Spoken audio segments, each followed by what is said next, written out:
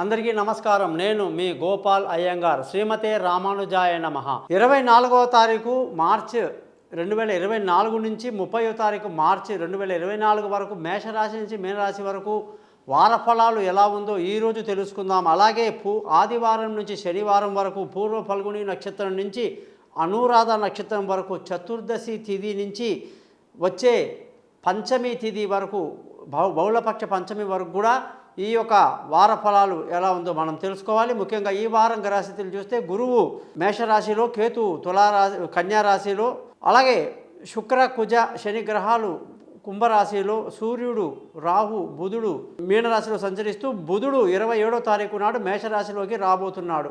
మరి ఈ పరిస్థితిని బట్టి 12 రాశులకు ఎలా ఉంటుందనేది ఈరోజు తెలుసుకుందాం. మీరందరూ కూడా నా ఈ ఛానల్ని సబ్స్క్రైబ్ చేయడం మీ ధర్మంగా భావించండి. మీ బంధువులకు, స్నేహితులకు నా గురించి తెలియజేసి మా యొక్క ఆశీర్వాదాలకు మీరు పాత్రలవుతారని ఆశిస్తూ, మీకు ఎటువంటి ఇబ్బందులున్నా జాతకపరంగా కూడా మీ date of birth, time of birth, place of birth నేను ఇచ్చిన పైన నెంబర్లో నాకు వాట్సాప్ చేయండి.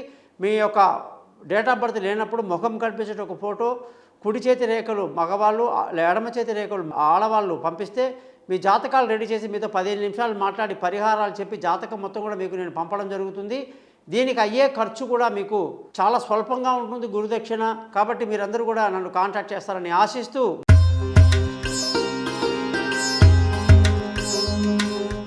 సింహరాశి వాళ్లకు 24వ తారీఖు మార్చి 2024 నుంచి 30వ తారీఖు మార్చి వరకు సూర్యుడి యొక్క స్థితి అష్టమంలో ఉండటం అనేక కష్టాలకు దారితీస్తుంది.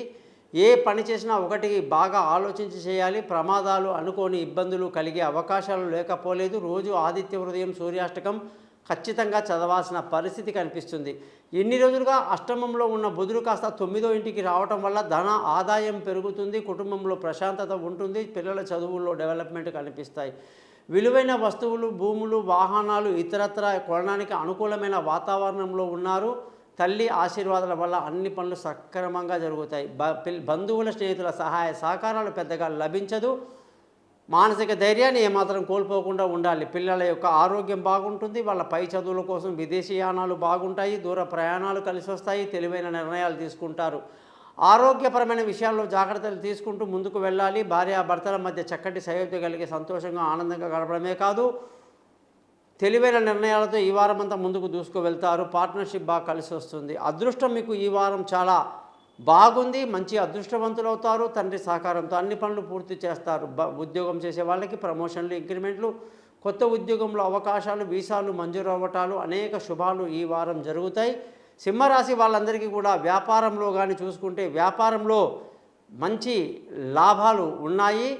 ఈ వారం అంతా కూడా మంచి లాభాలతో సంతోషంగా, ఆనందంగా గడుపుతారని చెప్పాలి. అలాగే ఖర్చుల విషయంలో అధికంగా ఉండే అవకాశం ఉంది. ఈ వారమంతా కూడా మీరు ఆదిత్య హృదయాన్ని త్రిరాచమ్య శుచిర్భూత్వా ధనురాధాయ వీర్యవాన్ అన్నట్టుగా 3 సార్లు చదవాల్సిన పరిస్థితి ప్రతి సింహరాశి వాళ్ళకు ఉందని తెలియజేస్తున్నాను. చూశారు కదా, ఈ వారంలో 12 రాశులకు ఎలా ఉందో మీకు తెలియచేయడం జరిగింది.